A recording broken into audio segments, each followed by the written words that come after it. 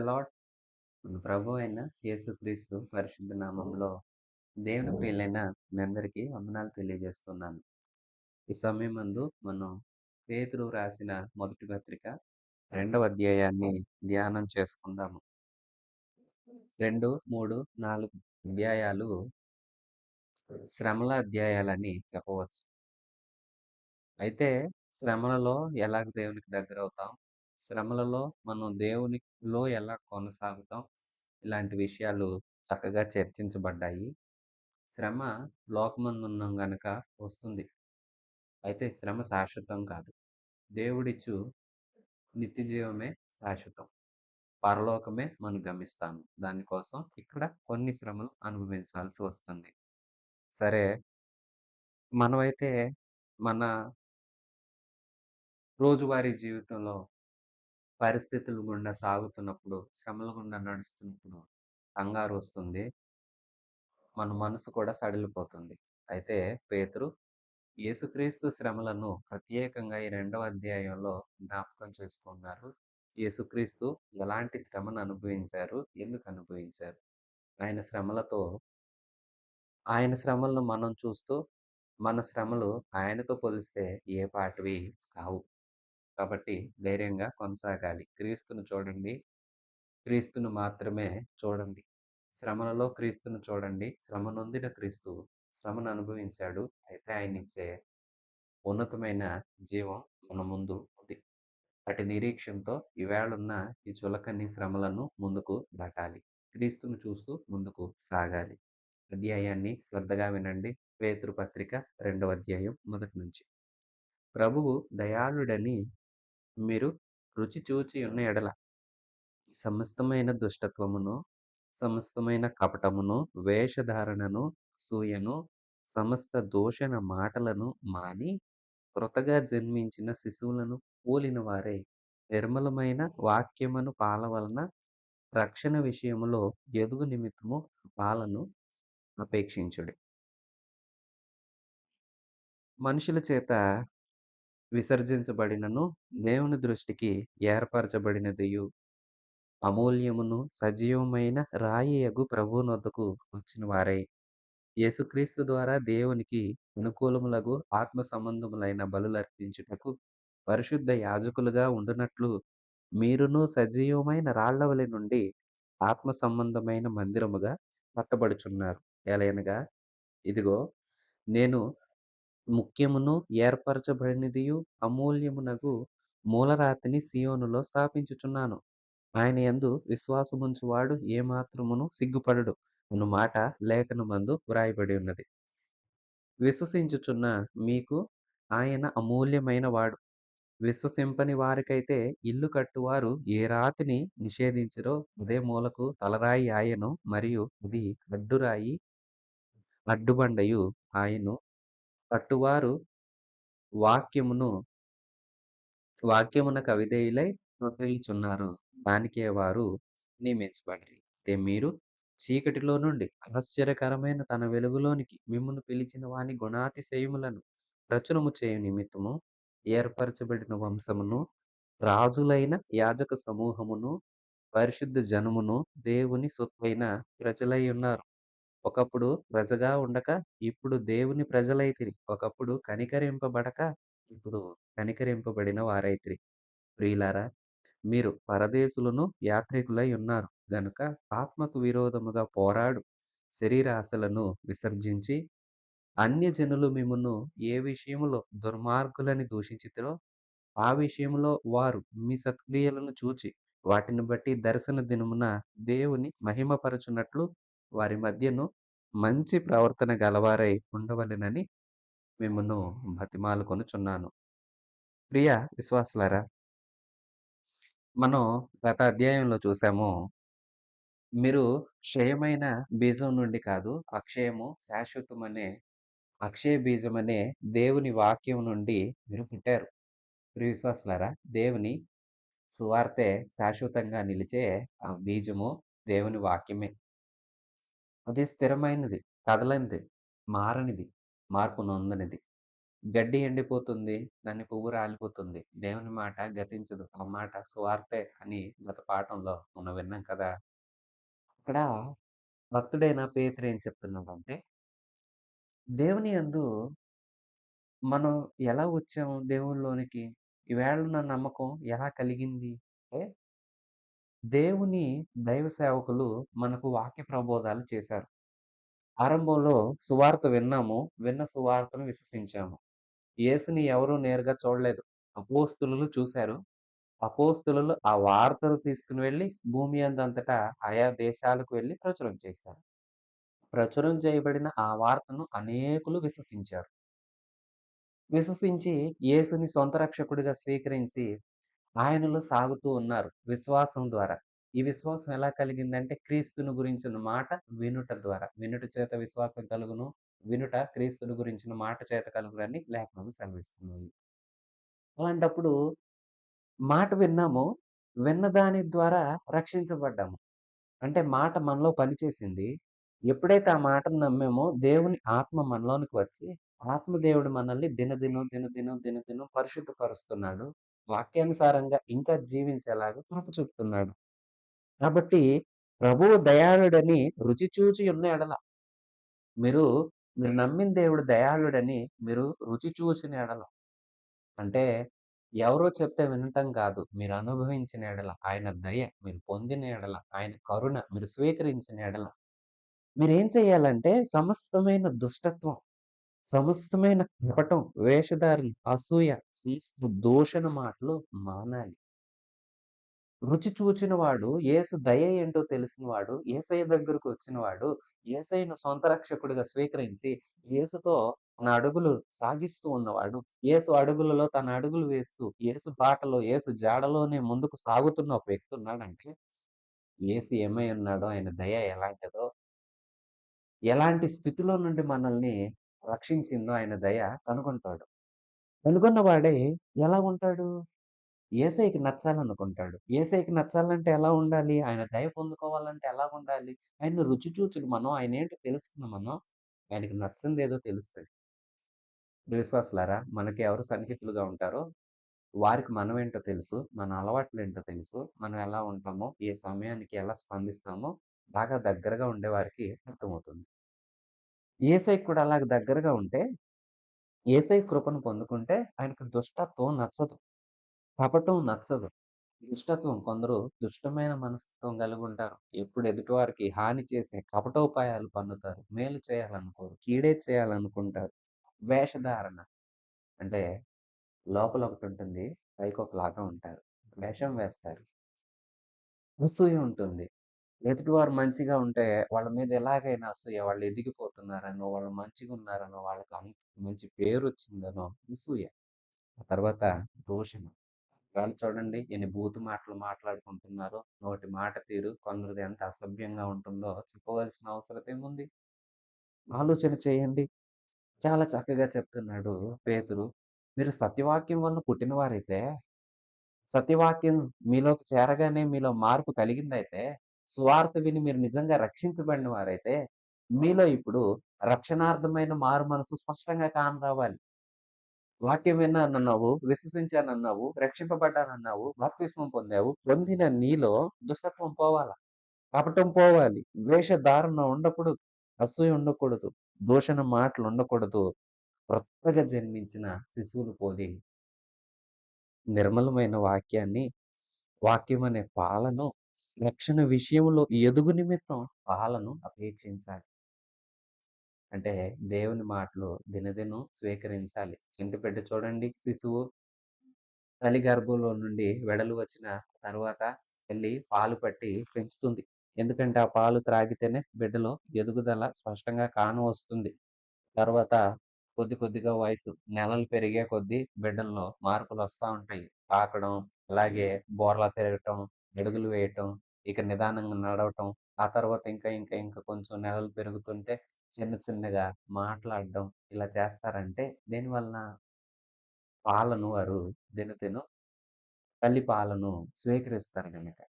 అలాగే రక్షణ పొందిన మనం రక్షణలో ఎదగాలి. అక్కడ ఆగిపోకూడదు.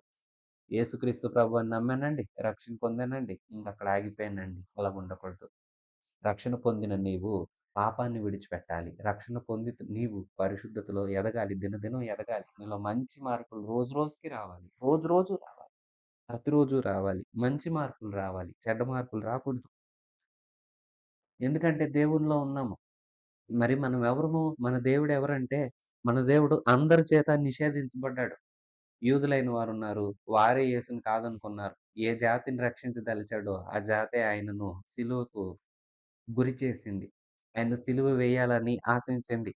ఇప్పుడు మనుషుల చేత విసర్జించబడిన ఈయనే తండ్రి ప్రణాళిక ఎంత ఉన్నతంగా ఉందంటే, తండ్రి అయిన దేవుడు ఈయన్ని ఇలాగు నిర్ణయించాడు. ఏమనంటే, ఈయనే మూలరాయి.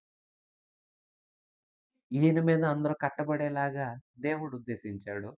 ఎవరైతే పునాదో, ఎవరైతే అన్నింటికి ఆధారమో, ఎవరైతే సమస్తానికి ఆది సంభూతుడో, ఎవరైతే ఉన్నత మొదలుకు గాని, బుద్ధి జ్ఞానాలకు గాని, అలాగే సకల ఐశ్వర్యాలకు గాని, ఆరోగ్యానికి గాని, అన్ని మంచి లక్షణాలకు, అలాగే ఉన్నతమైన వాగ్దానాలకు ఎవరైతే ఆధారమో, ఆ ఆధారభూతుడైన యేసునే లోకస్తులు తిరస్కరించారు. మనుషులు కాదనుకున్నారు. అయితే మీరు ఈ వాక్యాన్ని విని ఆయన దగ్గరకు వచ్చారు. వచ్చి మీరు ఇప్పుడెలాగ మారారంటే ఆత్మ సంబంధమైన బలులర్పించే పరిశుద్ధ యాజకులుగా మీరు మారి సజీవమైన రాళ్ళలాగా ఉండండి. క్రీస్తు పైన మిమ్మల్ని ఆత్మ సంబంధమైన మందిరంగా కట్టబడుతున్నారు. మనం ఎవరమో తెలుసా? యేసు దగ్గరకొచ్చాం. ఈ యేసు ఎవరో తెలుసా? గొప్ప దేవుడు. కానీ లోకస్తులు తృణీకరించారు. ఇశ్రాయేలీయుల్లో కూడా అనేకులు తృణీకరించారు. ఇప్పుడు పేతురు రాస్తున్న మొదటి శతాబ్ద యూదులు విశ్వసించారు. చాలా మంది తృణీకరించారు. ఇప్పుడు ఎవరికైతే లేఖ రాస్తున్నారో వీరు విశ్వాసం ఉంచారు. విశ్వాసం ఉంచిన మీరెలాంటి వారనుకున్నారు? ఈయన ఉన్నతమైన పునాది రాయి అయితే, ఆయన మీద కట్టబడే ఆత్మ సంబంధమైన రాళ్ళు. మన పేరేంటి? పేతురు. పేతురు అంటే చిన్న రాయి అని కదా! అందుకే రాళ్ళతో ఒక ఉపమానంలాగా మాట్లాడుతున్నాడు. ఒక పునాది వేసి, పునాది మీద రాళ్ళ చేత అందమైన కట్టడం ఎలాగు కడతారో, ఎలాగు అమర్చబడుతుందో ఒక కట్టడం. మీరు కూడా అలాగే దేవునిలో ఉండి చక్కగా కట్టబడుతున్నారు. అభివృద్ధి చెందుతున్నారు. సుందరమైన ఆలయంగా మారుతున్నారు. మారుతున్న మీరు భయపడొద్దు. మీలో ఏ భయము ఉండొద్దు. ఎందుకంటే మీరు ముఖ్యమైన రాయి, అమూల్యమైన రాయి, ప్రశస్తమైన రాయి. ఇది దేవుడు సియోనులో స్థాపిస్తానని మన ప్రవక్తల ద్వారా ముందుగా ప్రవచించిన ఈ రాయి, ఈయన దగ్గరికి వచ్చువాడు ఏమాత్రం సిగ్గుపడడు. ఈయన్ని ఆశ్రయించిన వాడు ఎన్నటెన్నటికి అవమానం పొందడు. ఈయన్ని స్వీకరించిన వాడు ఎన్నటెన్నటికి దీవించబడతాడు. అయితే విశ్వసించుచున్న వారికేమో అమూల్యమైన వాడు, విశ్వసింపని వారికైతే ఎవరైతే ఇల్లు తృణీకరించారో ఆ రాయే తుదకు మూలరాయి అయిందని ఉన్నట్లుగా, ఇదిగో ఎవరైతే ఆయనను తృణీకరించారో, ఎవరైతే ఆయన్ను కాదనుకున్నారో, వాక్యానికి ఎవరైతే అవిధేయులుగా ఉన్నారో వారందరూ తొట్టిల్లుతారు. ప్రియ విశ్వాసులారా, యేసుక్రీస్తును కాదనుకున్న వారికి తీర్పు తీర్చేది యేసుక్రీస్తే. ఆ విషయం వారు గుర్తించలేకపోయారు. మీరు ఆయన అల్పుడు అనుకున్నారు. ఎందుకు ఇశ్రాయేలీయుల్లో అనేకులు విశ్వసింపలేదంటే, ఇశ్రాయేలీయులు, యూదులు యేసుక్రీస్తు ప్రభువు లోక రక్షకుడిగా, పసి బాలుడిగా, కన్యమరియా గర్భాన దీనుడిగా, నిరుపేదగా వస్తాడు వాళ్ళు అనుకోలే. వాళ్ళ ఆశ ఏమై ఉన్నదంటే యేసయ్య మెస్సియాగా వస్తాడు. మెస్సియ రాజులకు రాజుగా వస్తాడు. మా మా కోసం ఒక రాజ్యాన్ని స్థాపిస్తాడు. ఆ రాజ్యంలో ఆయనే రాజుగా ఉంటాడు. మమ్మల్ని ఏలతాడు. ఈ లోకపు అధికారులు వీళ్ళందరి చేతుల్లో నుండి మమ్మల్ని విడిపించి మాకొక ఉన్నతమైన, నిర్భయమైన, మంచి పరిపాలన ఇస్తాడని ఆశుంది వాళ్ళకి. మరి యేసు అలా వచ్చాడా? రాజుగా రాలా. ఎలా వచ్చాడు? దీనుడుగా వచ్చాడు. నిరుపేద ఇంట ఏమీ లేనివాడిగా, పేదవాడిగా కన్యమరి గర్భాన జన్మించాడు. అందుకే ఈయన ప్రబోధాలు వినేవారు విని విశ్వసిస్తుంటే, అపోస్తలులు చెప్తున్నప్పుడు కూడా అనేకులు ఈయన గురించి విని నమ్ముతుంటే, చాలా మంది అసలు మెస్సీయ అంటే ఇలాగెందుకొస్తాడు? ఇలాగొచ్చినోడు మెస్సీయ ఎందుకవుతాడని పడ్డారు. వాక్యం ఏం చెప్తుందంటే, పేతురు ఇప్పుడు వీళ్ళతో ఏం చెప్తున్నాడంటే, "విని విశ్వసించిన మీరు ధన్యులు. మీరు దినదినం కష్టపడతారు, అభివృద్ధి చెందుతారు, యేసుకు దగ్గరవుతారు. వినని వారైతే, విశ్వసింపని వారైతే, ఎవరైతే ఈయన తక్కువవాడనుకున్నారో, రేపు ఈయనే వాళ్ళందరకు తీర్పు తీర్చేవాడవుతాడు. వాళ్ళు తెలుసుకోలేకపోతున్నారు. తెలుసుకున్న మనం ధన్యులం. తెలుసుకోలేని వారి కోసం మనం ప్రార్థన మాత్రమే చేయగలం. వారికి మనం చెప్పినంత మాత్రం చేత వినరు. అయితే సాధ్యమైనంత వరకు చెప్పాలి. సువార్త చెప్పాలి. అయితే చెప్పలేని పక్షమైతే ప్రార్థనన్నా కనీసం చేయాలి. ప్రియ విశ్వాసులారా, సువార్త బాధ్యత అందరికీ ఉంది. అందరికీ ఉంది. దేవుడు ప్రతి వారిని ఈ విషయంలో లెక్క కూడా అడుగుతాడు. "నువ్వు ఎంతమందికి సువార్త చెప్పావు?" అని అడగక మానడు. ప్రతి వారికి సువార్త చెప్పవలసిన బాధ్యత ఉంది. విన్నారా? వారు ధన్యులు, దీవించబడతారు. వినలేదా? విశ్వసింపలేదా? వారికే శిక్ష. చెప్పే బాధ్యత మనది. అంతే. అలాగే యేసుక్రీస్తుని గురించి ప్రకటించబడింది. విన్న మీరేమో పట్టబడుతున్నారు. వినని వాళ్ళైతే ఈ యేసుక్రీస్తు వల్లనే తీర్పు పొందబోతున్నారు. అయితే మీరు చీకట్లో నుండి ఆశ్చర్యకరమైన దేవుని వెలుగులోనికి పిలువబడ్డారు. పిలిచిన వాడు దేవుడు. ఎక్కడికి పిలిచాడంటే వెలుగులోనికి. ఎలాంటి వెలుగది? ఆశ్చర్యకరమైన తన వెలుగు.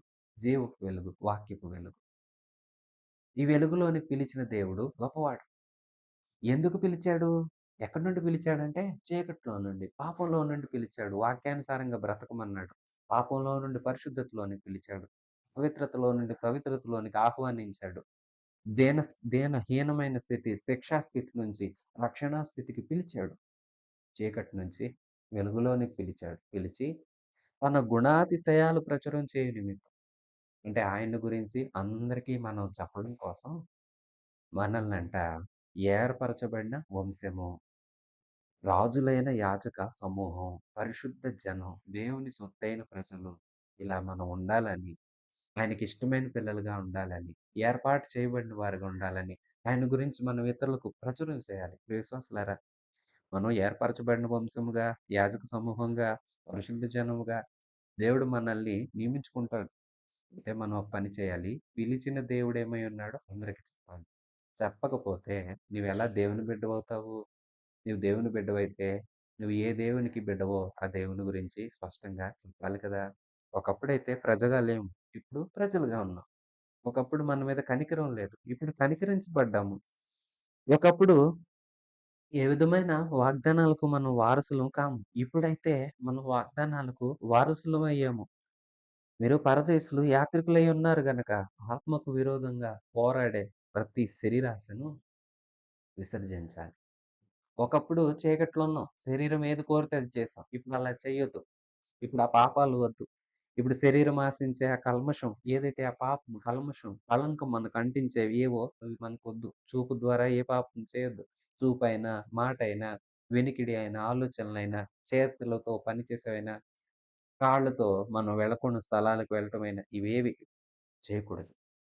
ఇప్పుడు మనం ప్రత్యేకంగా ఉండాలి. ఇప్పుడు మన బాధ్యత ఒకటి, యేసునందు విశ్వాసం ఉంచి ఆయనతో సాగిపోతాం.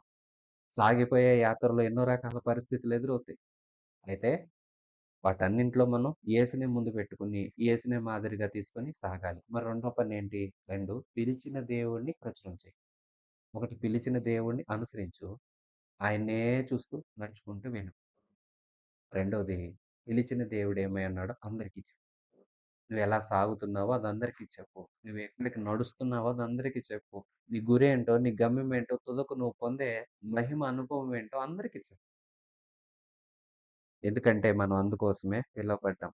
అందుకే చెప్తున్నారు, అన్యజనులు గతంలో మిమ్మల్ని ఏ విషయంలో దూషించారో, ఇప్పుడు ఆ విషయాలలోనే మిమ్మల్ని మీ ప్రవర్తన చూసి వారు దేవునిని కొనియాడాలి. దేవుణ్ణి వారు మహింపరచాలి. ప్రియ విశ్వాసులారా, ఇందుకు పౌలు గారు ఒక ఉదాహరణ. ఎందుకంటే పౌలు గారు మునుపు హింసకుడు, దోషకుడు, హానికరుడుగా ఉన్నాడు. పౌలుని చూస్తే భయపడిపోయేవారు. అమ్మో! పౌలు పేరు వింటేనే వణుకు. అలాంటి వ్యక్తి ఒకానొక దినాన మారాడే. మార్పు నొందిన అతని జీవితాన్ని చూస్తే అందరూ ఆశ్చర్యపోయారు. ఎంతగా ఆశ్చర్యపోయారంటే దేవుణ్ణి మహింపరిచారు. ఇలాంటి కఠినాత్ముడు దేవుని కోసం పట్టబడ్డాడు. దేవుని సువార్థికుడయ్యాడని వినగానే ఎందరో, ఎందరో దేవుణ్ణి మహింపరిచారు.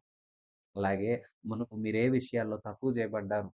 ఎవరు మిమ్మల్ని హీనులుగా చూసారు? ఎవరు మిమ్మల్ని తక్కువ చేశారు? ఇప్పుడు వారే దేవుణ్ణి స్తుతించినట్లుగా మీ వెలుగు ప్రకాశింపనీయండి. మీ ప్రవర్తన వారి కళ్ళెదుట స్పష్టంగా చూపించండి. ప్రియ విశ్వాసులారా, మాటల్లో కాదు, మీ ప్రవర్తనలో మార్పు అందరికీ కనిపించాలి. అలాగ జీవించండి. ఒకటి, మనం పిలువబడ్డాం. ఎందుకు? దేవుణ్ణి పోలి నడవటానికి. మొదటి అధ్యాయంలో చదివాం కదా! ఆయన పరిశుద్ధుడై ఉన్నాడు. పిలిచిన దేవుడు, మీరు కూడా పరిశుద్ధులై ఉండండి. ఇప్పుడు పిలిచిన దేవుడు పరిశుద్ధుడు. మనం పరిశుద్ధంగా జీవించడానికి పిలువబడ్డాం. ఈ రెండవ అధ్యాయంలో చెప్తున్నారు, పిలిచిన దేవుడు గొప్ప దేవుడు. మనం ఆయనలాగా గొప్ప జనులుగా ఉండాలంటే ఆయన్నందరికీ తెలియచేయాలి. ఆయన్నే అనుసరించి ముందుకు సాగాలి. 13వ వచనం నుంచి. మనుషులు నియమించు ప్రతి కట్టడను ప్రభువు నిమిత్తమే లోబడుండండి. రాజు అందరికీ అధిపతి అనియు, నాయకులు దుర్మార్గులకు ప్రతిదండన చేయుటకును, సన్మార్గులకు మెప్పు కలుగుటకును, రాజు వలన పంపబడిన వారనియు వారికి లోబడి ఉండండి. ఎలైనగా మీరిట్లు యుక్త ప్రవర్తన గలవారై, అజ్ఞానముగా మాట్లాడు మూర్ఖుల నోరు మూయుట దేవుని చిత్తం. ప్రియ విశ్వాసులారా, మరొక విషయం చెప్తున్నాడు. ఏంటంటే, మీరు రాజుకి, అధికారులకి లోబడాలి. రాజు అధిపతి దేవుని చేత నియమించబడ్డాడు.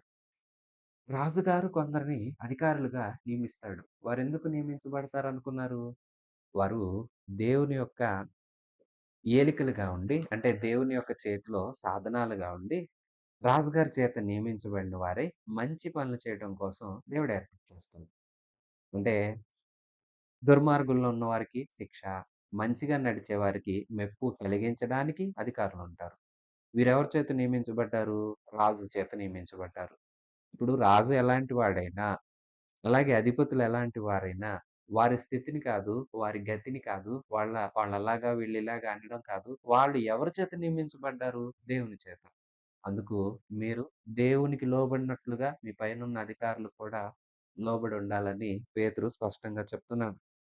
ఎందుకంటే అధిపతులకు లోబడాలి, పెద్దలకు లోబడాలి, గౌరవనీయులైన ప్రతి వారికి మనం మాట విని విధేయత చూపించాలి. ఇది దేవుని యొక్క నియమం. ఎందుకంటే దేవుడు తన పిల్లలు అన్ని విషయాల్లో మంచిగుండాలని కోరుకుంటాడు. క్రైస్తవులంటే, యేసుని ఆరాధించేవారంటే అధికారులు తిరస్కరించమని కాదు. అలాగే ఎవరికీ లోబడొద్దు, మీ అంతట మీరు సాగాలి అని కాదు. నిజమే, పరిశుద్ధత విషయంలో మనం ఎవరితో రాజీ పడం. పరిశుద్ధతను తొలగించే పనులు ఎవరు చెప్పినా చేయం. ఉదాహరణకు షద్రకు, మేషకు, అబేద్నెగో, దానియేలు వీరున్నారు. వాళ్ళ పవిత్రత పోతుంది అనుకున్నప్పుడు రాజుని సైతం ఎదిరించారు. కానీ మిగతా సమయాలంతా రాజు మాట శిరస వహించారు. మనం కూడా అదే చేయాలి. దేవుని చేత నియమించబడిన అధికారులు దేవునికి మనకేమన్నా అడ్డవుతుంటే అలాంటి సందర్భంలో తప్ప అది కూడా వాళ్ళకి ఎదురు తిరగకూడదు. మనంతట మనం మంచిగా సాగాలి. మొత్తానికైతే లోబడి ఉండాలి. ఎందుకంటే దేవునికి మనం భయపడుతున్నట్లు, మన పైనున్న అధికారులకు భయపడుతున్నామంటే దేవునికే భయపడుతున్నట్లు అర్థం. 16వ వచనం. స్వతంత్రులయ్యుండి దుష్టత్వమును కప్పిపెట్టుటకు మీ స్వాతంత్ర్యమును వినియోగపరచక దేవునికి దాసులమని లోబడి ఉండండి. అందరిని సన్మానించండి. సహోదరులను ప్రేమించండి. దేవునికి భయపడి రాజుని సన్మానించండి. పనివారలారా, మంచి వారును సాత్వికులైన వారికి మాత్రము కాక ముష్కరులను అగు మీ యజమానులకు హృదయముతో పూర్ణ భయముతో లోబడి ఉండండి. ఎవడైనా అన్యాయముగా ప్రియవిశ్వాసులారా, ఇంకా చెప్తున్నారు. అదే విషయాన్ని కొనసాగిస్తున్నారు. మీకు స్వాతంత్రం ఉన్నది. కానీ దేవుని నియమ నిబంధనలకు ఏదైతే అడ్డొస్తుందో, పరిశుద్ధతను పోగొట్టుకునే ఏ స్వాతంత్రము మీరు వినియోగించుకోవద్దు. మీ పరిశుద్ధతకు మీరు దేవుళ్ళు ఎదగటానికి ఏదన్నా అడ్డంగా ఉంటే, దాని విషయంలోనే పోరాడవలసి ఉంటుంది. యుక్త ప్రవర్తన గలవారై ఉండండి. అజ్ఞానంగా అనేకులు మాట్లాడతారు. అలాంటి వారి నోరు మంచి ప్రవర్తనతో మూయగలగాలి. సాత్వికంతో సమాధానం చెప్పాలి. ప్రతిదానికి సమాధానం చెప్పగలిగే సామర్థ్యం మనకు కావాలి. అలాగే దుష్టత్వాన్ని కప్పిపెట్టి స్వాతంత్ర్యాన్ని దుర్వినియోగం చేసుకోవాల్సిన అవసరం లేదు. అలాగని ఉన్న స్వాతంత్రం ఉందని దాన్ని దుష్టత్వం కోసం వాడడానికి కూడా వీల్లేదు. జాగ్రత్తగా ఉండాలి. దేవునికి లోబడినట్లే రాజుల్ని సన్మానించాలి, అధిపతుల్ని గౌరవించాలి, సహోదరులను ప్రేమించాలి, దేవునికి భయపడాలి, మంచి ప్రవర్తన గలవారమై ఉండాలి. మనం అన్ని విషయాల్లో మంచి ప్రవర్తన గలవారమై సాత్వికులుగా ఉండాలి. ముష్కరులైన యజమానులకు కూడా లోబడండి. అంతేగాని వీరు మూర్ఖుడండి, మా యజమానుడు అసలు మంచివాడు కాదు అలాగనొద్దు. మీరు దేవునికి భయపడి అలాంటి వ్యక్తికి కూడా లోబడి మిమ్మల్ని ఏ పని కోసం నియమించుకున్నాడో ఆ పని మీరు మంచి మనసుతో ఖచ్చితంగా చెయ్యాలి. ఈ నియమాలన్నీ పాటించాలి. 19వ వచనం. ఎవడైనను అన్యాయముగా శ్రమ పొందుచు దేవుని గురించి దేవుని గురించి మనస్సాక్షి కలిగి దుఃఖము సహించిన ఎడల అది హితమగును. తప్పిదములకై దెబ్బలు తిన్నప్పుడు మీరు సహించిన ఎడల మీకేం ఘనము? మేలు చేసి బాధ పడునప్పుడు మీరు సహించిన ఎడల అది దేవునికి హితమగును. ఇందుకు మీరు పిలువబడితిరి. క్రీస్తు కూడా మీ కొరకు బాధపడి మీరు తన అడుగుజాడల యందు నడుచుకొనున్నట్లు మీకు మాదిరి ఉంచిపోయెను. ఆయన పాపం చేయలేదు. ఆయన నోట ఏ కపటము కనబడలేదు. ఆయన దూషింపబడి బదులు దూషింపలేదు. ఆయన శ్రమ పెట్టబడియు బెదిరింపక న్యాయముగా తీర్పు తీర్చు దేవునికి తను తాను అప్పగించుకొనెను. మనము పాపముల విషయమై చనిపోయి నీతి విషయమై జీవించినట్లు ఆయన తానే తన శరీరమందు మన పాపములను మ్రాను మీద మోసుకొనెను. ఆయన పొందిన గాయముల చేత మీరు స్వస్థత పొందిరి. మీరు గొర్రెల వలె దారి తప్పిపోతిరి గాని ఇప్పుడు మీ ఆత్మల కాపరియు అధ్యక్షుడు అయిన ఆయన వైపునకు మళ్ళీ ఉన్నారు. ప్రియ విశ్వాసులారా, ఇలాగ చెప్తూ వచ్చారు. ఆరంభం నుంచి మనం చూసాము. దేవుని వాక్యాన్ని ఆసక్తిగా అపేక్షించండి. అన్ని సందర్భాల్లో వాక్యానుసారమైన జీవితం కలిగి ఉండండి. యేసుక్రీస్తుకు దగ్గరవ్వండి. పరిశుద్ధ జీవితం మనకుండాలి. లోకస్తుల్లాగా జీవించకూడదు. లోకస్తుల వ్యర్థ ప్రవర్తనలో మనం ఉండకూడదు. ఎందుకంటే వాళ్ళు ఎవరినైతే తృణీకరించారో ఆయనే వారికి న్యాయాధిపతిగా ఉండి తీర్పు తీర్చే గడియలొస్తాయి. అయితే మీరు దేవుని చేత ఏర్పరచబడిన వారు. దేవుని గుణలక్షణాలను ప్రచురం చేయవలసిన వారుగా ఉండండి. ఒకప్పుడు ఏ భాగ్యం లేదు మనకి. దేవుణ్ణి కలుసుకునే అర్హత కూడా లేకపోయినా, దేవుణ్ణి కలుసుకునే అర్హత ఇచ్చాడు. స్తుతించే భాగ్యాన్ని ఇచ్చాడు కదా! అలాంటి దేవునికి మీరు ఎల్లవేళలా విధేయులై ఉండండి. సహోదరులను ప్రేమించండి. రాజులను, అధికారులను, యజమానులను గౌరవించండి, సన్మానించండి, లోబడి ఉండండి అని చెప్తూ సహోదర ప్రేమ కలిగి ఉండండి. ఇలాగూ ఎవరైనా మిమ్మల్ని కష్టపెడుతూ ఉంటే, అన్యాయంగా మిమ్మల్ని శ్రమపరుస్తూ ఉంటే, మీరు దేవుని మనస్సాక్షి కలిగి ఒకవేళ దుఃఖపడుతుంటే, దుఃఖాన్ని సహించడం మీకు మంచిదే. ఎందుకంటే మీరంటారు, "మేము అన్యాయంగా బాధపడుతున్నామండి. మేము ఏ తప్పు చేయలేదు" అంటారు. విశ్వాసులారా, తప్పు చేస్తే ఎవరన్నా దండించారు. అదేం గొప్ప? తప్పు చేసావు గనక దండించారు. తప్పు చేసావు గనక శ్రమ పెట్టారు. తప్పు చేయకుండానే ఒకరు నిన్ను శ్రమ పెట్టారా? అయితే నీవు ధన్యుడివు. ఇది నీ మంచి కోసమే.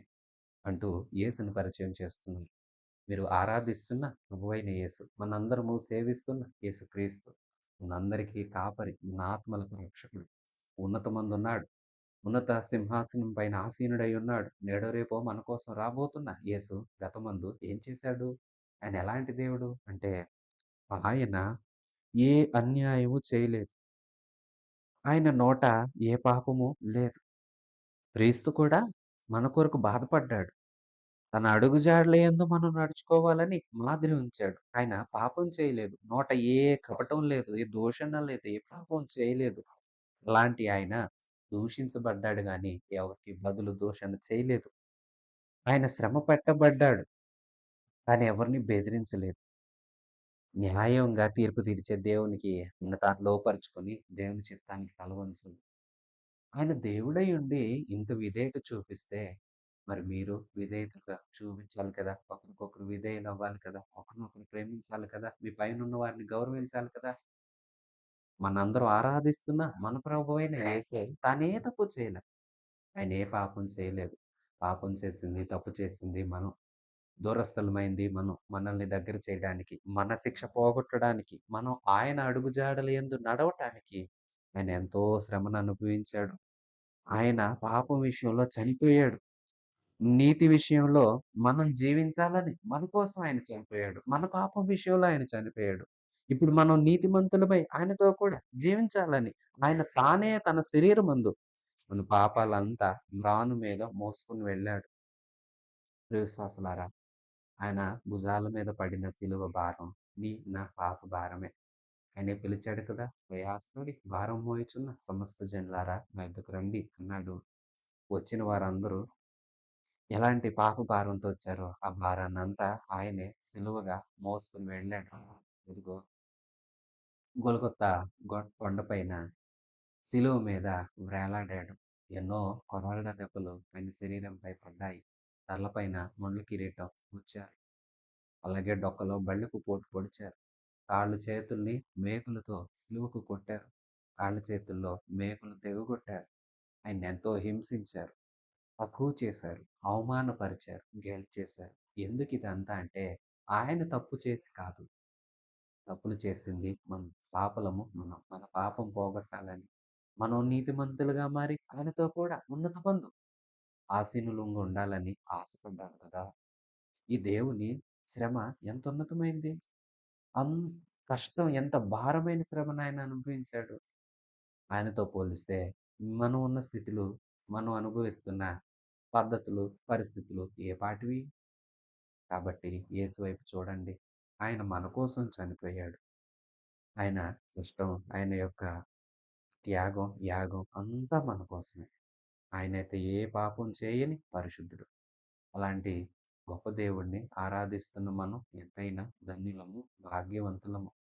ఇలాంటి దేవుడిని కలిగి ఉన్న మనం ఎంతో, ఎంతో ధన్యులం. ఉన్నతమైన రాజ్యంలోనికి మనల్ని చేర్చాలని ఆశిస్తుంది. ఈ దేవదేవుని పాదాలకు మనం నమస్కారం చేసి దినదినం దినదినం ఆయన వాక్యానుసారంగా వాక్యం అనే పాలను స్వీకరిస్తూ దినదినం ఎదుగుచు ఆత్మ సంబంధమైన ఆలయంగా కట్టబడుతూ సజీవమైన రాళ్లగా ఉండి ఆయన మనల్ని ఏ స్థానం ముందు నియమిస్తే ఆ స్థానంలో నమ్మకంగా పనిచేస్తూ పరిశుద్ధత కలిగి దినదినం జీవించాలి. కష్టపడి తప్పులు చేసి కష్టపడుతున్నారంటే అదేం గొప్ప కాదు. ఏ తప్పు చేయకపోయినా నువ్వు కష్టపడుతున్నావంటే నీకు మెప్పు కలుగుతుంది. ఎందుకంటే నువ్వు దేవుని కోసం కష్టపడుతున్నావా? దేవుణ్ణి నమ్మినందుకు కష్టపడుతున్నావా? అయితే నీకు దీవెన. దేవుడినే చూడు. ఆయన యేసు. ఆయన పేరు యేసు. ఆయన ఒకానొక దినాన శ్రమను అనుభవించాడు. అది కూడా మన కోసమే. అయితే మరొక దినాన ఆయన రాబోతున్నాడు. ఈసారి శ్రమను అనుభవించడానికి కాదు. ఆయనను తిరస్కరించిన వారందరికీ తీర్పు తీర్చడానికి, ఆయన కోసం కనిపెట్టే వారందరినీ మనతో కూడా తీసుకువెళ్ళడానికి రాబోతున్నాడు. సరే, ఆయన తిరస్కరించి తీర్పు పాలవుతావో, ఆయన కోసం కనిపెట్టి పరిశుద్ధంగా జీవించి, ఆయన కోసం ఎదురు చూస్తూ ఆయన వచ్చే వేళ ఆయనతో కూడా మన రాజ్యంలోనికి వెళ్ళటానికి ఇష్టపడుతున్నావో, నీవేమై ఉన్నావో, నీ ప్రవర్తన ఏమై ఉన్నదో, ఎదురాడే మనుషుల నోరు నీ ప్రవర్తనతో మొయ్యి, మాటలతో కాదు. అలాగే మంచి ప్రవర్తన కలిగి ఉండు. నీ ప్రవర్తన అందరికీ సమాధానం చెప్పాలి. నీ మంచి ప్రవర్తన చూసి అందరూ దేవుణ్ణి మహిమపరచాలి. అలాంటి మంచి జీవితం, మంచి ప్రవర్తన, పరిశుద్ధత దేవుడు మనందరికీ అనుగ్రహించును గాక. ఆమేన్.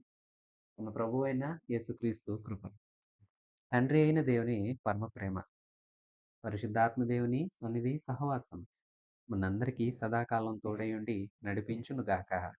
ఆమేన్. God bless you.